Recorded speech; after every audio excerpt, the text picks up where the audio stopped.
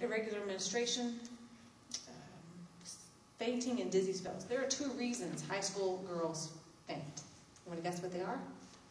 Eating disorders and pregnancy.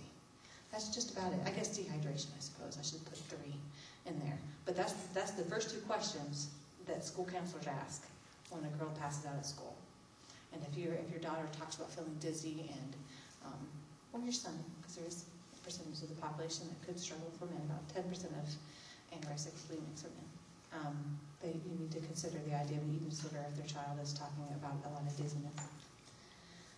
Difficulty eating in public, very secretive about eating patterns, pale complexions, although that's much harder to hide since tanning has become very popular. It can hide a lot more of that. Headaches are real common, both from, I would guess, probably blood sugar issues and maybe some other medical conditions, as well as the stress, because you've got to keep in mind that frequently they are under a perfectionistic type of people that are driving themselves very hard.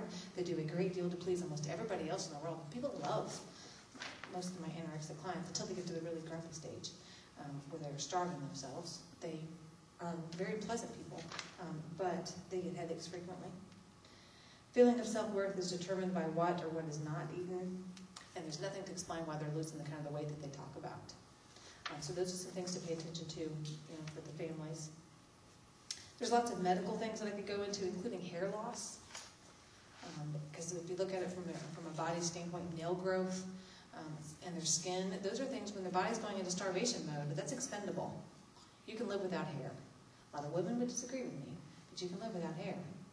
That's why their body stops their periods. They can live. It's not a necessary function. And their skin changes its complexion. I've only probably ran across it maybe 3 times, but their body will compensate for the severe difficulty with regulating body temperature by developing this fine hair that grows all over their body. They call it lanugo, I think is how you pronounce it. And it's kind of disturbing when you see it.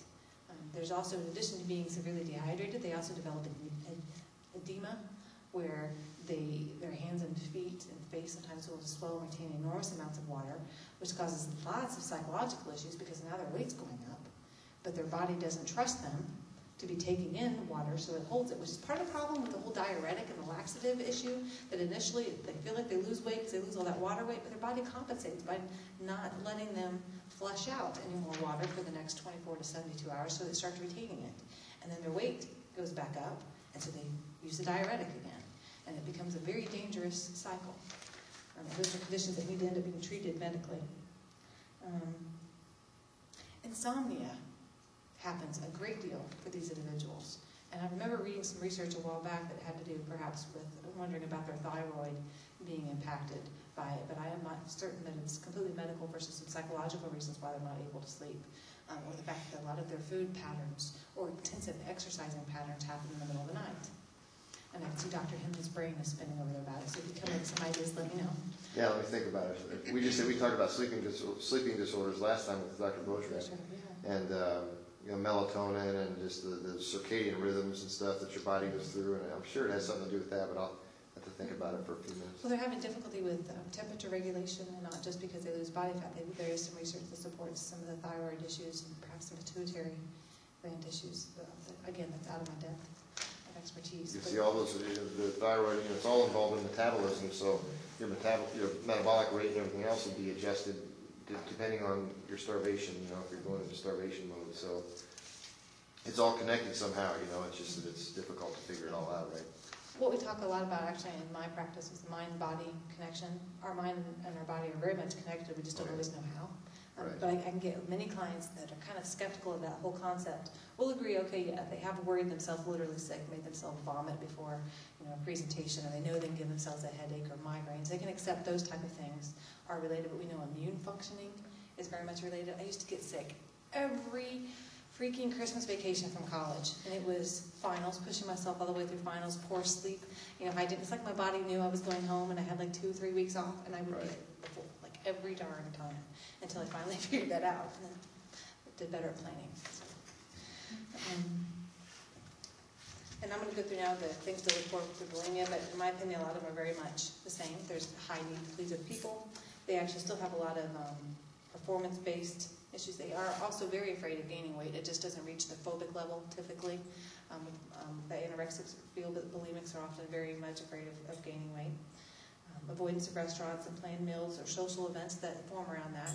I had one gal that her sister was getting married, and she couldn't believe how much food was relative to that whole process.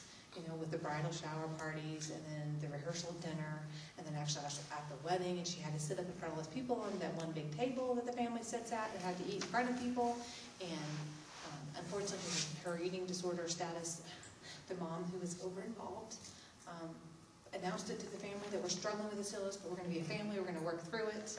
It was the worst possible thing they could do, so she was living in a fishbowl during the whole time. It was really not helpful. I probably should have mentioned this earlier, substance abuse. This group, probably all three of the disorders are at risk for substance abuse. And a lot of times, it's another effort at a coping skill or an effort at kind of fitting in. Almost never alcohol as much of an issue because they know about the calories. At least not with anorexics, bulimics, and binge eating disorder folks might struggle a little bit more with that. But it tends to be a medication. It tends to be pills. And I've seen more of an issue with that with folks who use diuretics and laxatives. The people that already are kind of going through the process of taking a pill to fix something are a little more at risk for engaging in other behaviors. They don't like pot much at all. I guess you could think about that if you know much about marijuana. It increases appetite. Makes you hungry all the time. So along those lines, do you think an anorexic would be a higher risk to use amphetamines and stimulants like that would decrease appetite? Yeah. A lot of like Dexatrim and things like that. I don't even know if that's even still on the market. That used to be something that was a huge issue, and it would be something that a lot of parents would go through the rooms looking for on a regular basis. I had one girl that would put it inside a Tootsie Roll, and she ate Tootsie Roll. The parents were like, "It's got calories at least," so they would let her do it. But she would put this big fat Tootsie Roll and shove it inside. She referred to it as her blunt, which, if you know anything about marijuana use thing, never mind. I don't want to educate people. Sorry. Moving on. Sorry. Okay. This is a treatment issue, but difficulty expressing their feelings. It's not unusual at all for me to have to spend session after session. And initially I used to think it had to do with the fact that maybe we weren't therapeutically bonding, maybe we weren't connecting, maybe they didn't like me. When I'd ask them, how are you feeling today? Well, my stomach hurts. Well, but emotionally, how are you feeling? My stomach hurts, so I'm unhappy.